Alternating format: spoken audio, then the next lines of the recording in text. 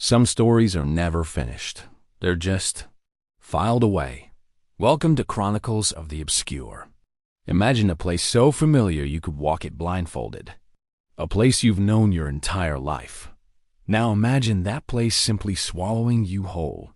On November 12, 1945, this wasn't imagination. It was the chilling reality for Mitty Rivers. At 74, Rivers was a seasoned hunting and fishing guide, a man whose knowledge of the forests around Glastenbury Mountain in southwestern Vermont was legendary.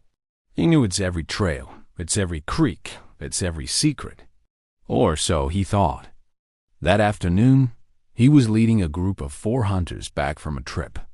As they approached the camp, Mitty walked slightly ahead, a familiar silhouette against the fading light of the Vermont woods. He turned a bend in the trail, and his companions, just moments behind him, expected to see him waiting. But he wasn't there. He was simply gone. An exhaustive search began almost immediately. Hundreds of volunteers, local police, and even the army combed the area for weeks. They found nothing. No body, no broken branch, no scuff mark, not even the spent rifle shell he was known to carry in his pocket. It was as if the forest had inhaled him. This wasn't just a tragic accident. It was the first note in a deeply unsettling melody, the beginning of a 5-year period that would see this patch of pristine wilderness earn an ominous nickname, the Bennington Triangle. What happened here wasn't a single tragedy, but a disturbing pattern: 5 people, all vanishing in broad daylight, in the same terrain, without a trace, without an answer. This is a mystery of absence, where the only evidence is what isn't there. Let's step into the evidence locker and map out this cluster of disappearances. The area itself, part of the Green Mountain National Forest, is rugged but not exceptionally treacherous. It's a landscape of dense woods, rolling hills, and the famous Long Trail, a path thousands hike safely every year. Yet, within a 5-year span, it became the epicenter of the unexplainable. First, we have Mitty Rivers in 1945. A man of the woods vanished from a trail he knew better than his own home. The search was one of the largest in Vermont's history, but the forest offered no clues. The ground seemed to have closed over him. Then, just over a year later, on December 1st, 1946, the mystery deepened. Paula Zhang Weldon, an 18-year-old sophomore at Bennington College, told her roommate she was going for a long walk. Dressed in a distinctive red parka, she was seen by several people heading onto the Long Trail. A local man gave her directions. An elderly couple saw her walking with purpose up the path. And then, like Mitty Rivers, she disappeared from the face of the earth. The search for Paula was even more massive. The college closed down, the FBI was called in, and the entire state was on alert. The woods were scoured, inch by inch. Her disappearance struck a chord in post-war America. A bright young woman with her whole life ahead of her, erased in an afternoon. But again, the search turned up absolutely nothing. No sign of a struggle, no discarded clothing, no remains. Just an unnerving silence. The pattern then went dormant for 3 years, only to resurface in the most bizarre way imaginable. On December 1st, 1949, exactly 3 years to the day after Paula Weldon vanished, a 68-year-old veteran named James Tedford boarded a bus in St. Albans, Vermont, heading home to the Bennington Soldiers' Home. He was seen by 14 other passengers, napping in his seat as the bus made its journey. When the bus arrived at its final stop in Bennington, James Tedford was gone. His luggage was still in the overhead rack. His wallet and an open bus schedule were on his empty seat. The other passengers had no memory of him getting off. The bus had made no unscheduled stops. He had vanished from a moving vehicle in a space occupied by more than a dozen witnesses. Less than a year later, the Triangle claimed its youngest victim. On October 12, 1950, 8-year-old Paul Jeffson was riding in a truck with his mother. She was a caretaker on a local farm and had to feed some pigs. She left her son safely in the cab of the truck for just a few minutes within sight of the farmhouse. When she returned, the truck was empty. The boy was gone. A frantic search began immediately, with bloodhounds brought to the scene.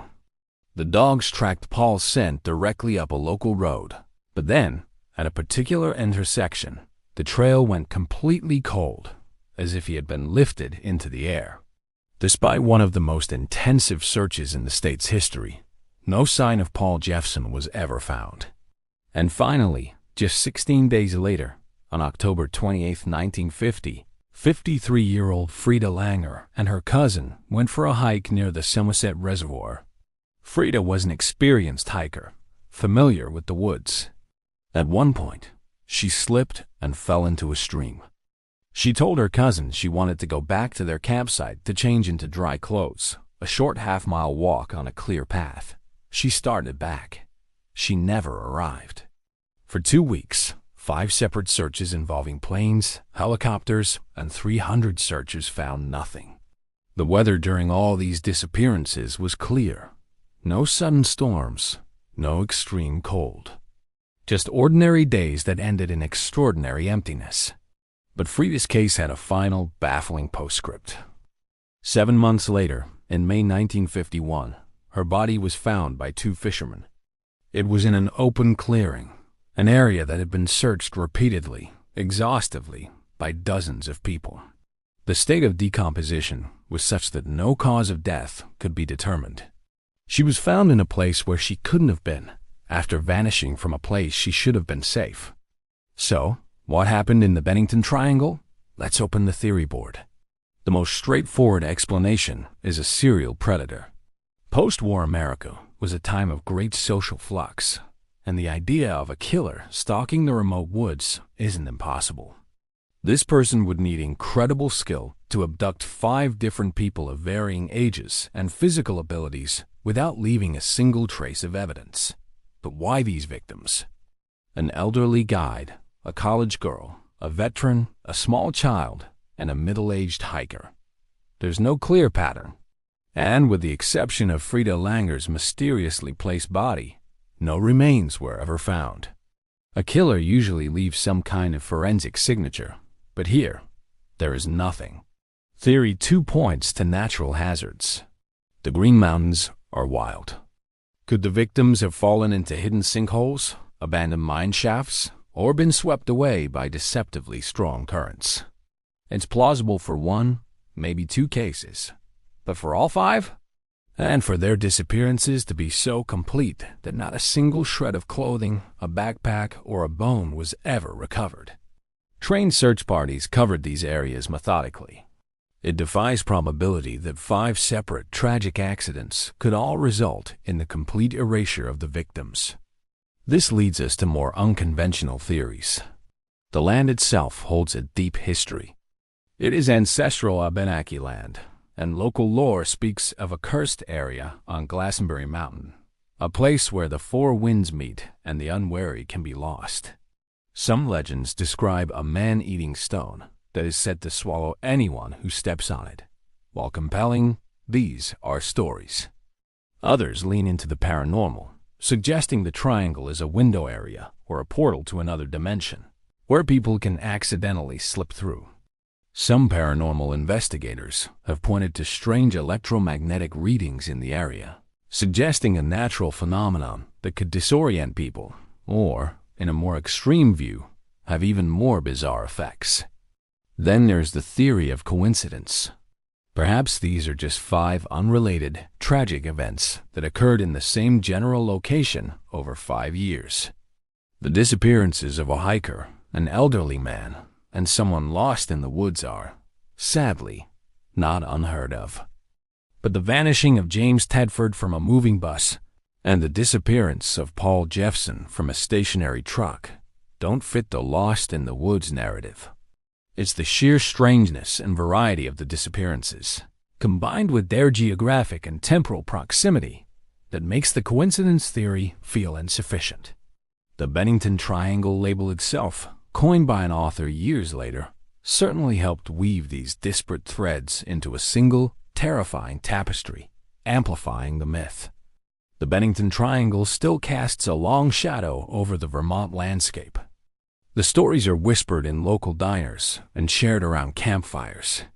Author David Paulides has extensively featured the cases in his Missing 411 series, framing them as part of a much larger, global phenomenon of mysterious disappearances in and around national parks that share unnervingly similar characteristics.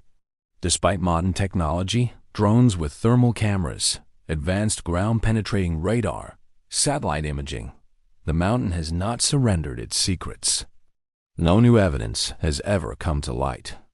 The forest is quieter now. The logging towns have mostly vanished, and the mountain is slowly reclaiming the land.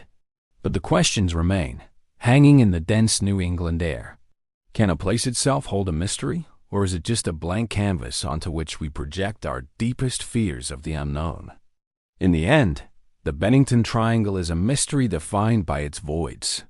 The empty space on a bus seat, the silent clearing where a child should have been, the endless miles of searched trails that offered no answers.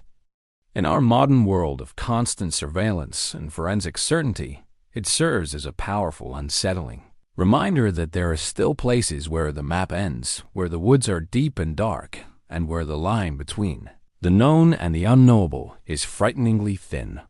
Whether the cause was human malevolence, a freak of nature, or something truly beyond our comprehension, this small corner of Vermont remains a haunting testament to the enduring power of the unexplained. What do you think is the link?